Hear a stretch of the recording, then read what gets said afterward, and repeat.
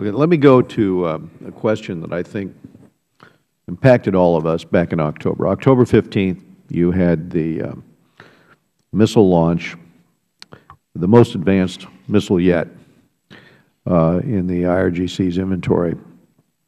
And 2 months later, there's still been no action in the wake of that test, which I think clearly violated the United Nations Security Council Resolution 2331. So, Mr. MODELL, if I could ask you here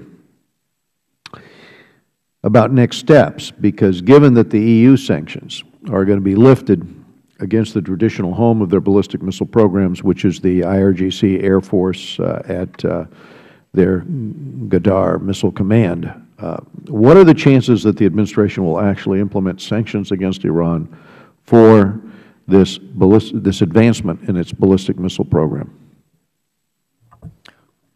I don't see any indications that there's a good chance that the Obama administration is going to take any punitive actions with regard to this ballistic missile launch. It was clearly in violation of UN Security Council 1929 and the updated resolution, as you said.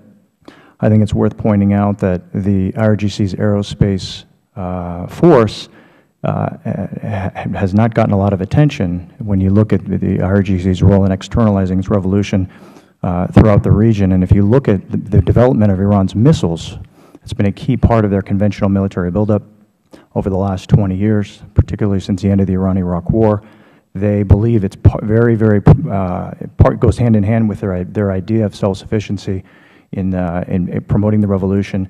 And I think when you look at the pace at which they're developing new missiles, the pace at which they're trying to use precision-guided technology, not only in the missiles that you mentioned that are going into the hands of Hezbollah and Palestinians that could be used against Israel, but throughout the region, I think it's something that needs to be addressed. Let me change directions then, Sure. because obviously with the IRGC being the most powerful economic actor in the equation there in the government in Iran, what's the risk of any company looking at re-entering the Iranian market from major Asian firms in Japan or South Korea with U.S. exposure to small companies in Eastern Germany? What's the risk of doing business with the IRGC? One of the things I would say that it was mentioned, I'm glad it was mentioned, that is that companies going back, particularly European companies going back into Iran, should be well advised to look at the fact that the IRGC has not gone away. And the IRGC has deeply penetrated every corner of every industry in Iran for the most part. And I think that one of the things that needs to be talked more about is the fact that IRGC-linked companies and businesses have already started the process of hiding their IRGC links in anticipation of trying to get into business deals with European companies and Asian companies and others who are going to be re-entering Iran. There is a process underway among IRGC individuals and entities that are sanctioned to ensconce themselves in companies that are clean, in business deals that are clean. So that means erasing old contracts, erasing records and business registries and different things. So I think it's a very dangerous proposition for any company going back into Iran not knowing exactly who they're going to be dealing with. The other issue, Mr. Chairman, that I would mention is over the last decade, you've seen a terrible problem in the growth of corruption in Iran. So if you believe that the Foreign Corrupt Practices Act should be any deterrent for companies going back in, again, Oil Minister Zanganeh 2 days ago at the launch of a global meeting to talk about the reemergence of Iran's oil and gas industry, had to go out of his way to say any companies doing business within Iran who are asked to pay bribes, those companies, those contracts will be null and void.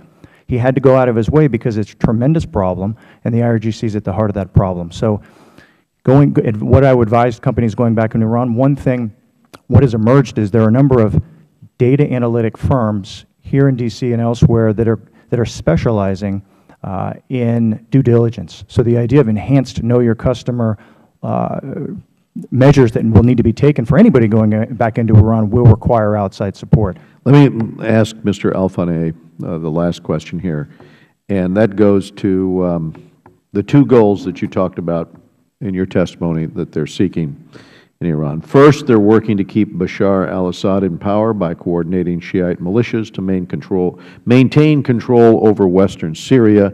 By the way, I would add to that something that Mr. MODELL mentioned in his testimony, but I have been briefed on the fact that they are even bringing in militia from Hezbollah and their families into Sunni-dominated neighborhoods in Damascus and running, the Sunni population out as they basically do an ethnic cleansing campaign. But that's part of it. And secondarily, you said they are combating secular opposition in Syria while maintaining ISIS as a worse alternative to al-Assad. Can you explain how the IRGC is accomplishing that dual mission? Yes, Mr. Chairman. If we look at the combat fatalities of the Revolutionary Guards in Syria, we see that the place of death is usually the places which have been bombed by the Russian Air Force. So in other words, the Revolutionary Guards is in practice acting as the infantry force, the ground force of Russia. And we also know from U.S. government sources that Russia is not bombing the Islamic State. Russia is bombing the secular opposition to Bashar al-Assad's regime. And then after Russia has bombed those specific areas, we see an influx of Revolutionary Guards members going into those areas. And there are also, their place of death is reported in those exact areas. So unfortunately, this is a very, very cynical strategy that the Assad regime and the Revolutionary Guards are pursuing in combination. Concerning your question about your comment about the role of the Revolutionary Guards in the economy, Mr. MODELL is absolutely right.